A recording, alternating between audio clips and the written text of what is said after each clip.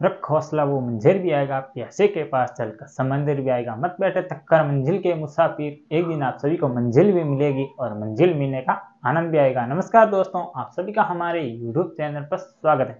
अगर आप आज हमारे यूट्यूब चैनल पर पहली बार आए हैं तो चैनल को सब्सक्राइब और ये जो पास वाली घंटी दिखाई दे रही इसे जरूर दबाएं, जिससे आने वाले वीडियो की नोटिफिकेशन आप सबको सबसे पहले मिलेगी और वीडियो को भी सबसे पहले देख पाएंगे। तो आइए दोस्तों शुरुआत करते हैं। और आज है 8 जनवरी 2024 और 8 जनवरी 2024 की today current affair episode number ये है हमारा 187। अगर आपने पिछले एक भी एपिसोड नहीं देखे तो वो जरूर देख लेना सभी, क्योंकि वो आप सभी के लिए मोस्ट इंपोर्टेंट होने वाला है। उसमें मैंने आप सभी के लिए करंट अफेयर प्लस स्टैटिस्टिक्स के और इसके अलावा अन्य फैक्ट भी कवर कराए हैं, तो वो भी आप एग्जाम की दृष्टि से इंपॉर्टेंट होने वाला है और ये वीडियो आपके लिए इंपॉर्टेंट होगा और इसके नोट्स भी जरूर दें। और इसके अलावा आप सभी को एक और सूचना है इंपॉर्टेंट कि आप सभी है ना जल्दी से जल्दी हमारे अन्य जो सोशल मीडिया प्लेटफॉर्म है उसे भी फॉलो कर सकते हैं।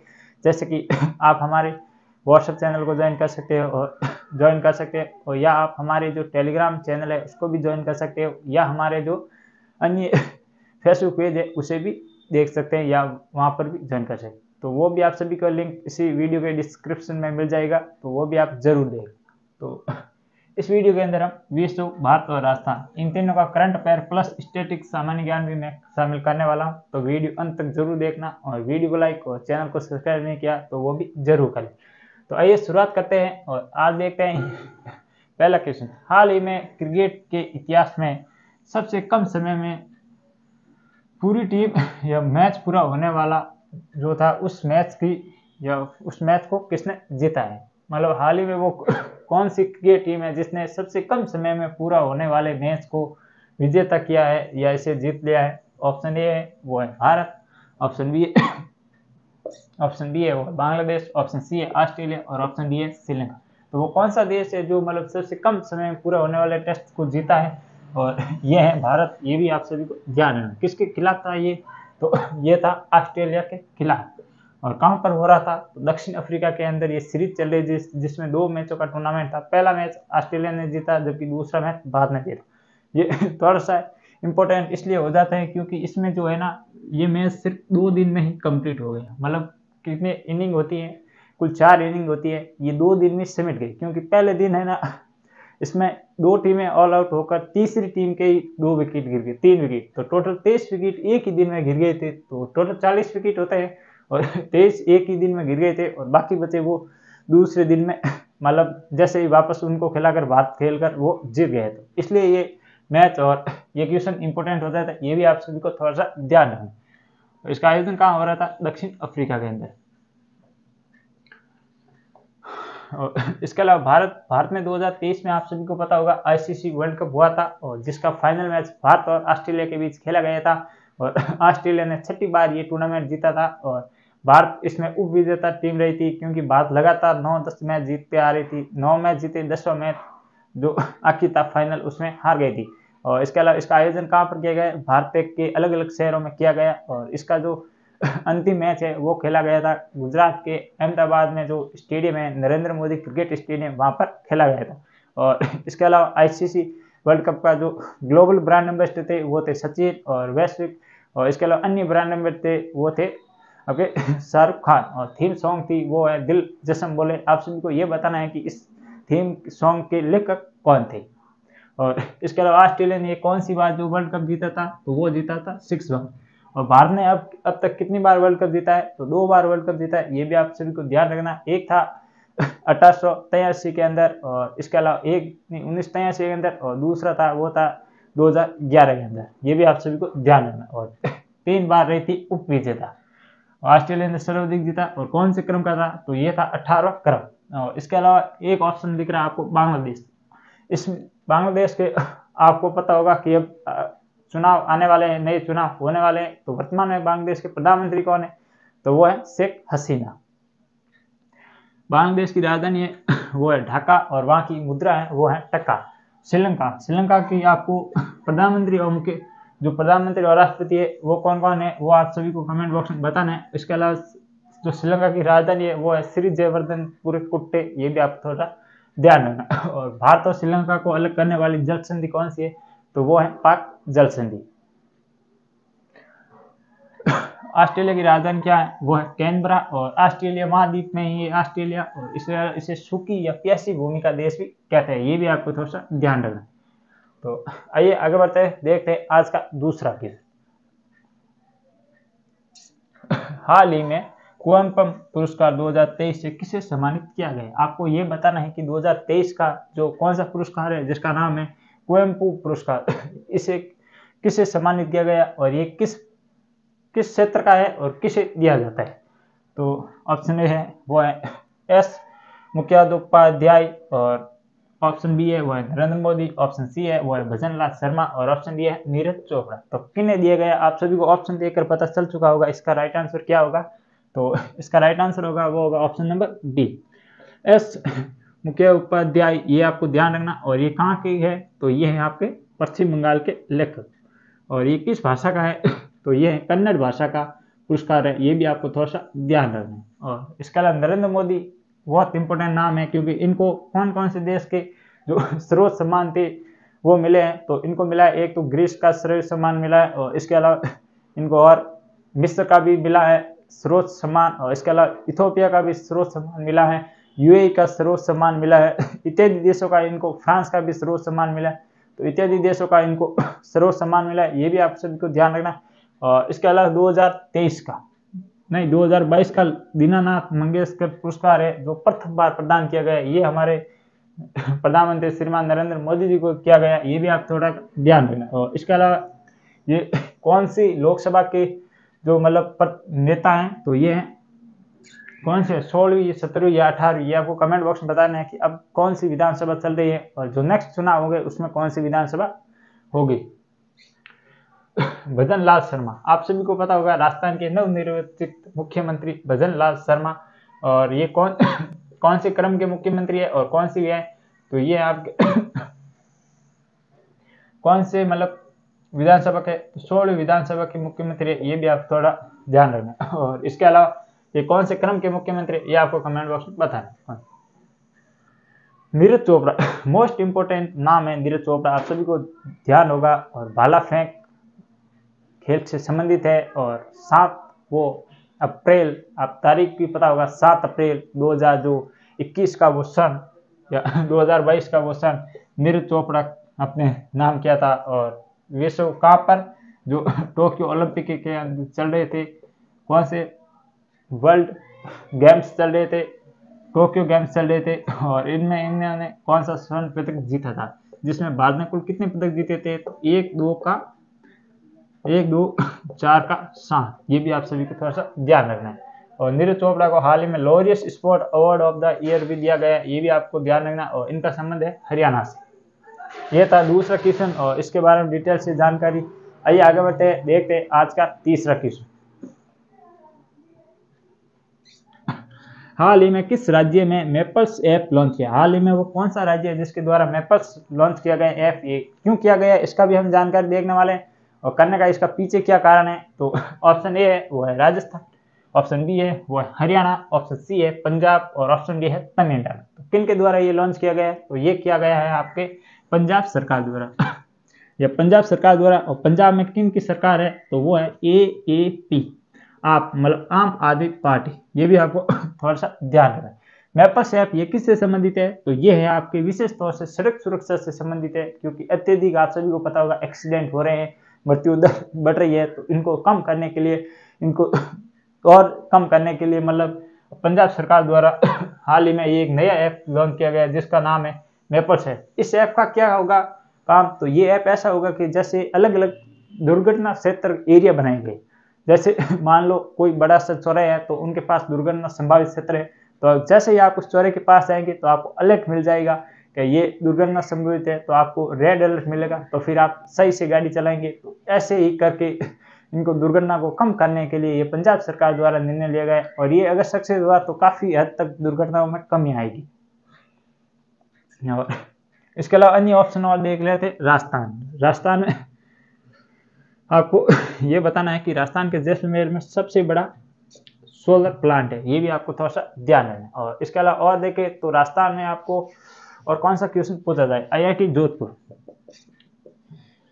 राजस्थान में आईआईटी जोधपुर द्वारा लिथियम की बैटरी बनाने का विकल्प तैयार किया। ये भी आपको ध्यान रखना। ग्रूड जैसा ड्रोन बनाने का काम भी आईआईटी जोधपुर द्वारा किया जा रहा है। और इसके अलावा राजस्थान में आप सभी को पता होगा 7 चरणों के अंदर हुआ था एकीकरण। तो 7वें चरण कब हुआ था? राजस्थान का गठन दिवस और स्थापना दिवस 2 अलग अलग मनाए जाते हैं। मैंने भी इस पर भी आपकी चर्चा की। और इसके अलावा हरियाणा में कौन सी मनोहर लाल खट्टर है, ये भी सरकार है, ये भी आपको ध्यान रखना। चंडीगढ़ राजधानी है। और इसके अलावा हरियाणा के कुरुक्षेत्र में हाल ही में अंतर्राष्ट्रीय गीता महोत्सव का आयोजन किया गया, जिसका भागीदार राज्य है वो असम है। ये भी आपको थोड़ा सा ध्यान रखना है। और इसके अलावा और देखिए तो हरियाणा के बारे में पानीपत आप सभी को पता होगा, हरियाणा में स्थान है। और पानीपत पर हुए थे 3 युद्ध। पानीपत का प्रथम युद्ध, पानीपत का द्वितीय युद्ध, पानीपत का तृतीय युद्ध। ये भी आपको ध्यान रखना।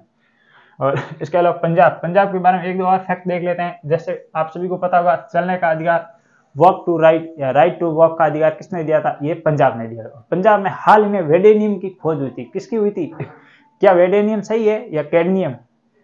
किसकी खोज हुई थी पंजाब के अंदर? एक तो हुई थी गुजरात के अंदर वेडेनियम, और कैडेनियम की खोज कहां पर हुई थी? पंजाब के अंदर। और इसके अलावा लिथियम की खोज कहां पर हुई थी? जम्मू कश्मीर के अंदर। तो ये भी इंपॉर्टेंट है, ध्यान रखना। जो रावी नदी है उसके क्षेत्र के तट के पास। तमिलनाडु के अंदर होंगे कौन से 38वें गेम्स होंगे या कुछ और होंगे, ये बताना आपको। जिसका अगई मोगा वो शुभंकर है, ये भी आपको थोड़ा सा ध्यान रखना। और चेन्नई के अंदर हाल ही में तमिलनाडु के अंदर एक तुंगमुल स्थान है, तुंगमुल, वहां पर एशिया का सबसे बड़ा हेलीकॉप्टर निर्माता फैक्ट्री की स्थापना हो रही है। ये भी आपको थोड़ा सा ध्यान रखना। और इसके अलावा तमिलनाडु के तट को क्या कहते हैं? तमिलनाडु के तट को कहते हैं कोरामंडल। ये भी आपको ध्यान रखना है, जहां पर लौटते हुए मानसून से सर्वाधिक वर्षा यहीं होती है। आइए आगे बढ़ते हैं, देखते हैं आज का चौथा क्वेश्चन। हाल ही में पंचुबी महोत्सव का आयोजन कहाँ किया गया? आपको ये बताना है कि एक महोत्सव का नाम है स्टेटिक जी के अंदर चंदूबी महोत्सव। ये कहां पर आयोजन किया गया? ऑप्शन ए है वो है अरुणाचल प्रदेश, ऑप्शन बी है असम, और ऑप्शन डी है केरल, और ऑप्शन डी है बिहार। तो ये कहां पर किया गया इसका आयोजन? तो इसका आयोजन किया गया, ये आपको ध्यान रखना है, कहाँ ये किया गया है? असम के अंदर। असम का नाम आ गया और कुछ नई फैक्ट नहीं देखे तो क्या देखा? असम की राजधानी क्या है? वो है दिसपुर। असम का जो हाईकोर्ट है वो कहां पर है? इलाहाबाद नहीं, इसका हाईकोर्ट है गुवाहाटी हाईकोर्ट। गुवाहाटी हाईकोर्ट। हाल ही में गुवाहाटी हाईकोर्ट के नए जो न्यायाधीश है वो बनने की घोषणा लगभग हो चुकी है। नाम अब डिक्लेयर करने, नाम का पता चल चुका है। तो आपको ये बताना है कि इनके मतलब नए हाईकोर्ट के चीफ कौन बनेंगे। और इसके अलावा अंबुबाची का मेला भी यहीं पर लगता है असम के अंदर। असम के अंदर प्रमुख नृत्य हैं वो है शास्त्रीय नृत्य भी हुआ है, ये भी ध्यान रखना। और शास्त्रीय भाषा है असम की, ये भी आपको थोड़ा सा ध्यान रखना। और इसके अलावा अन्य और देखें असम के बारे में, तो असम की स्थापना कब हुई थी? और असम का प्राचीन नाम है वो है कामरूप। और यहाँ पर एक है असम राइफल का मुख्यालय भी कहाँ पर है? असम के अंदर। ये भी आपको थोड़ा सा ध्यान है। और इसके अलावा ऑप्शन नंबर आपको ए दिख रहा है अरुणाचल प्रदेश। तो अरुणाचल प्रदेश और हाल ही में भारत का जो दक्षिणतम पूर्वोत्तर राज्य है उसका नाम है अरुणाचल प्रदेश। और अरुणाचल प्रदेश की राजधानी क्या है वो आपको कमेंट बॉक्स में बताना है। तो और केरल का इतना कोई फैक्ट नहीं है, इतना अधिक ये है कि केरल की साक्षरता दर और महिला लिंगानुपात और साक्षरता दर दोनों केरल की अधिक है, ये इसका और फैक्ट है। और इसके अलावा बिहार आप सभी को पता होगा, मैं मुख्यमंत्री था, मैं मुख्यमंत्री हूं और मुख्यमंत्री रहूंगा। कौन? नीतीश कुमार। ये भी आपको थोड़ा सा ध्यान रखना। बिहार में हाल ही में एक योजना की शुरुआत हुई है, वो कौन सी योजना थी जिसकी शुरुआत बिहार से की गई, ये आपको बताना है। और इसकी राजधानी है वो है पटना। पटना बिहार की राजधानी। और बिहार का शौक किसे कहते हैं? तो वो कहते हैं कोसी नदी को। बिहार का शौक किसे कहते हैं? कोसी नदी को कहते हैं। ये भी आपको थोड़ा सा ध्यान रखना। आइए आगे बढ़ते हैं, देखते हैं आज का 5 क्वेश्चन। ऊंट महोत्सव 2024 का आयोजन कहाँ किया जाएगा? आपको ये बताना है कि ऊंट महोत्सव 2024 का आयोजन कहाँ किया जाएगा। ऑप्शन ए है वो जैसलमेर, ऑप्शन बी है बीकानेर, ऑप्शन सी है जयपुर, और ऑप्शन डी है फलोद। कहाँ पर किया जाएगा ऊंट महोत्सव का आयोजन? तो ये किया जाएगा आपके बीकानेर के अंदर। प्रतिवर्ष किया जाता है। कब आयोजन किया जाता है? तो ये किया जाता है जनवरी के अंदर। और इस साल कब इसका आयोजन किया जाएगा? तो इसका जाएगा आयोजन 5 से 8 जनवरी के अंदर, ये भी आपको थोड़ा सा ध्यान रखना।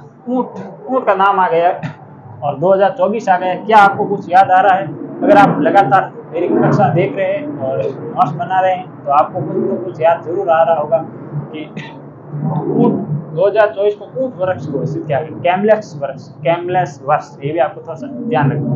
और इसके अलावा और देखें तो फलोदी हाल ही में नवगठित जिलों में से एक है फलोदी, जिसका मतलब कुछ भाग जोधपुर का लिया गया और कुछ जैसलमेर का भाग भी लिया गया, ये भी आपको थोड़ा सा ध्यान है। और इसके अलावा आपको ऑप्शन नंबर सी दिख रहा है जयपुर, आप सभी को पता होगा यहाँ पर बैठक चल रही है। कौन सी? तो मैंने आपको बताया था डीआईजी और एआईजी की बैठक चल रही है जयपुर के अंदर, ये भी आपको थोड़ा सा ध्यान रखना है। और इसके अलावा जैसलमेर